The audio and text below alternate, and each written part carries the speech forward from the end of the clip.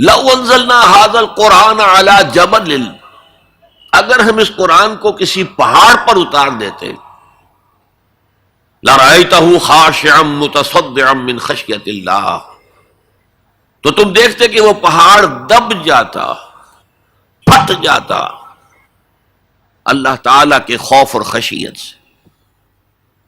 وَتِلْكَ الْأَمْثَالُ نَضْرِبُهَا لِلنَّاسِ، اور یہ مثالیں ہیں جو ہم لوگوں کے لیے بیان کرتے ہیں، لعلہم یتفکرون، شاید کہ وہ تفکر کریں، غور و فکر کریں۔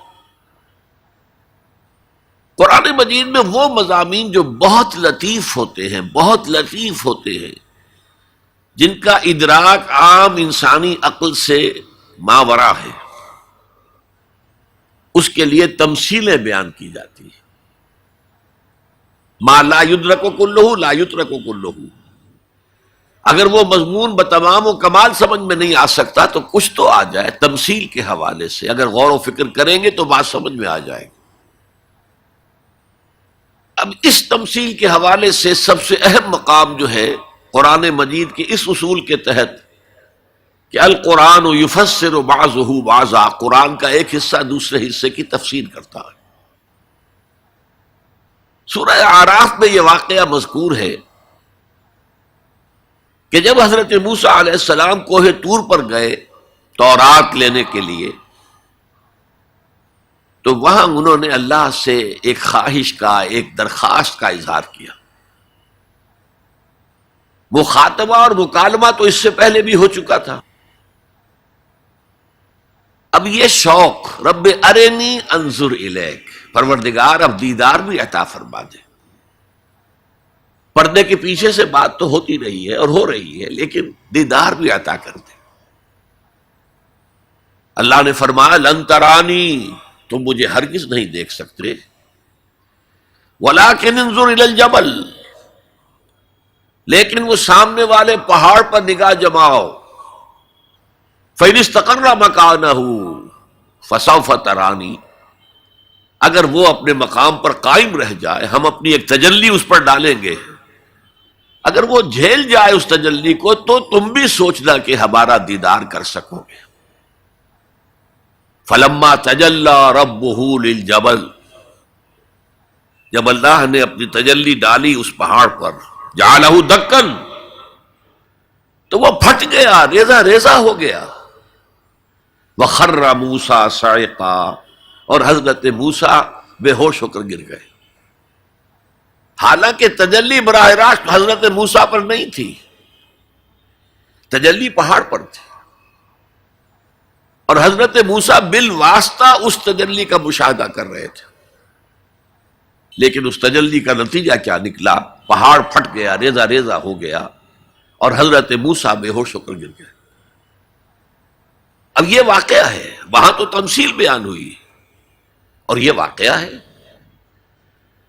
تو جو اثر اللہ تعالی کی ذات کی تجلی کا ہے، وہی اثر اللہ کی جو صفت ہے کلام، اس کی تجلی کا ہے،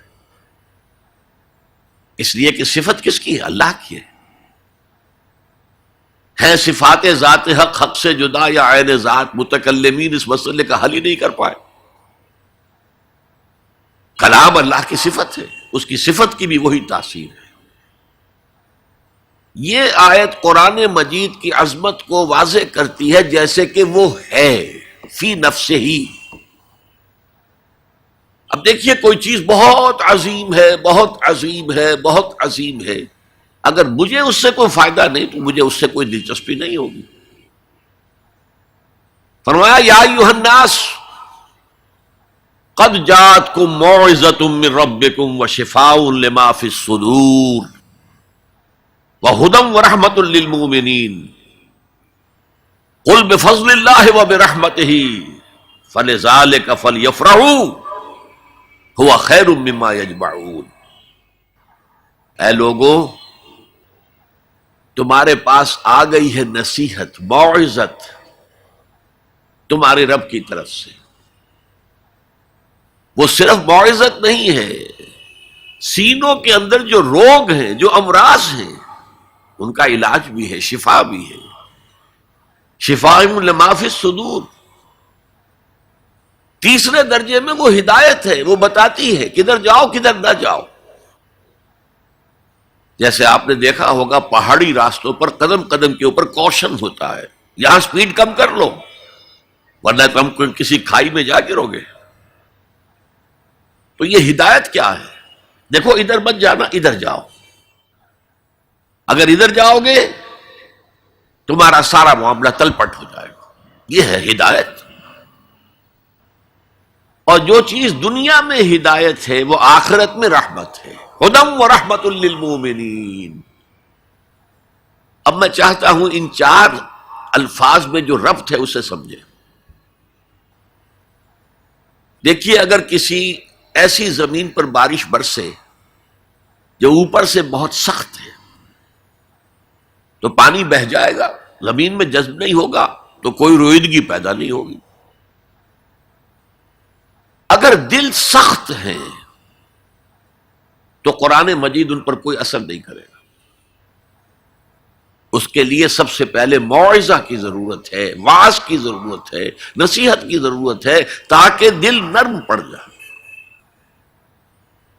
انسانی دل جب سخت ہوتے ہیں تو ان کی سختی چٹانوں سے زیادہ ہوتی ہے. سورہ بقرہ میں فرمایا ثم قست قلوبکم فہی کالحجارۃ او اشد قسوہ.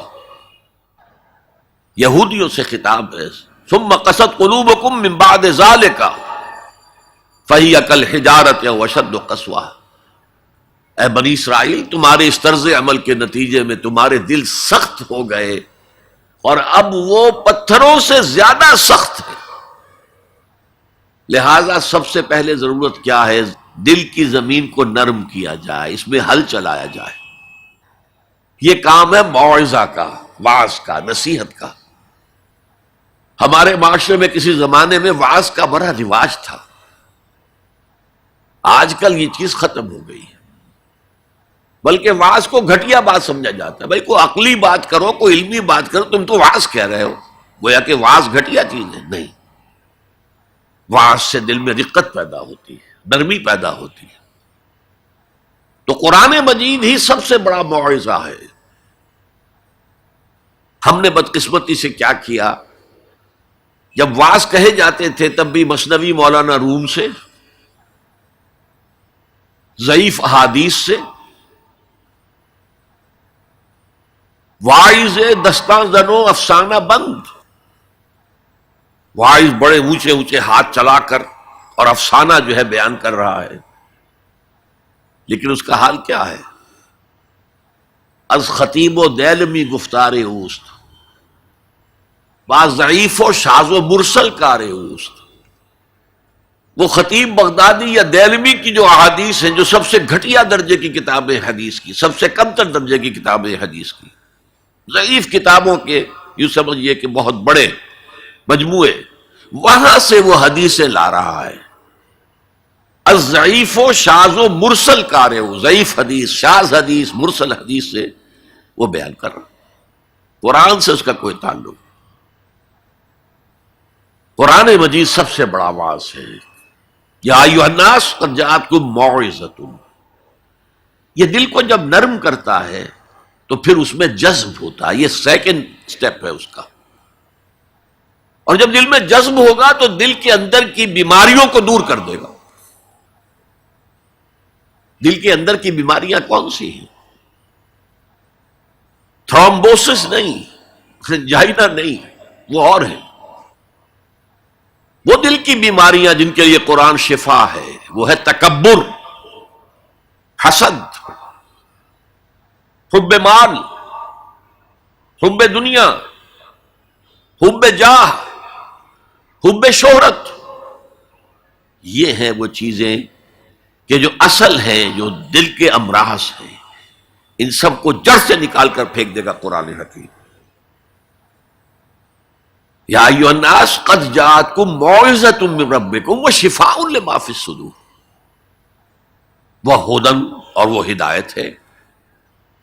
انفرادی زندگی کے لیے بھی ہدایت ہے، اجتماعی زندگی کے لیے بھی ہدایت ہے. هي الحلقات تحفظني بآيات من القرآن هي الحلقات تملأني بحب المصطفى العدنان، هي الحلقات تحفظني.